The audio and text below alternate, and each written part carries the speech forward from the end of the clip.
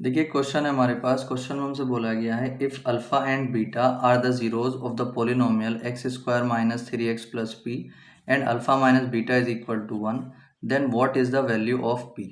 तो क्वेश्चन में हमसे बोला गया है कि क्वाड्रेटिक पोलिनोमियल हमें यहाँ पर गिवन है। इस क्वाड्रेटिक पोलिनोमियल में जो पी आया है की वैल्यू हमें यहाँ पर फाइंड करनी है।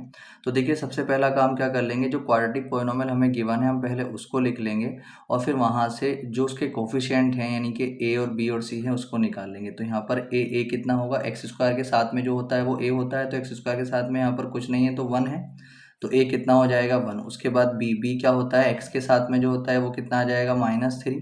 और अगर सी की बात करें तो सी कितना है, ठीक है। अब देखिए ए बी सी लेने के बाद अब सबसे पहला काम, जब भी अल्फा और बीटा के बीच का रिलेशन क्वेश्चन के अंदर दे रखा हो ना, तो सबसे पहला काम आप अल्फा प्लस बीटा और अल्फा बीटा निकाला करें, ठीक है। यानी कि सम ऑफ जीरोज और प्रोडक्ट ऑफ जीरोज वहां से निकाला करें। तो यहाँ पर हम अल्फा प्लस बीटा निकालेंगे अगर, तो अल्फा प्लस बीटा क्या है, सम ऑफ जीरोज, जो कि कितना आ जाता है इसका फॉर्मूला -b/a इसका फॉर्मूला होता है। अब अल्फा प्लस बीटा को आप ऐसे ही रखें और -b कितना है हमारे पास -3 और अपॉन में a कितना है हमारे पास 1।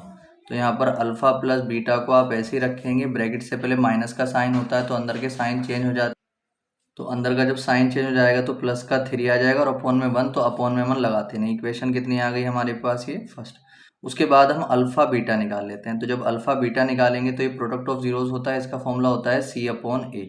तो alpha beta is equal to c कितना था हमारे पास p और अपॉन में a कितना था 1, यानी कि अल्फा बीटा हमारे पास अगर हम देखते हैं तो कितना आ चुका है p, इक्वेशन हमारे पास 2 आ चुकी है। अब देखिए p की वैल्यू निकल जाएगी कब, जब हमारे पास अल्फा और बीटा आ जाएंगे, मगर हमारे पास अल्फा और बीटा नहीं है अभी। तो हम अब कैसे करेंगे, देखो एक इक्वेशन तो हमारे पास alpha plus beta equal to जो 3 था, इक्वेशन फर्स्ट ही आ गई थी।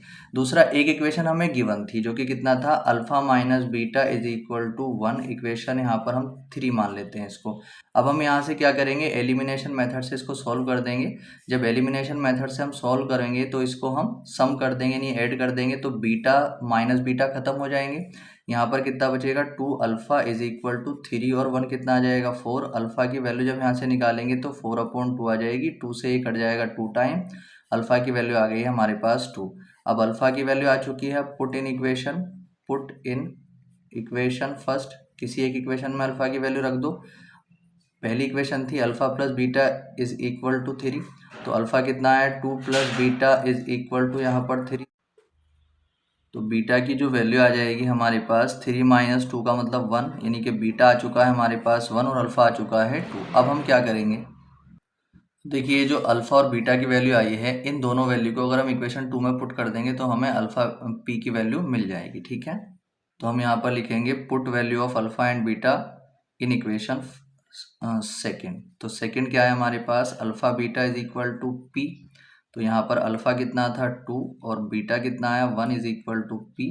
तो यहाँ पर हम देखेंगे 2 इज इक्वल टू पी, यानी पी की जो वैल्यू आ चुकी है वो कितनी आ चुकी है 2। यही हमारा क्या हो जाएगा आंसर।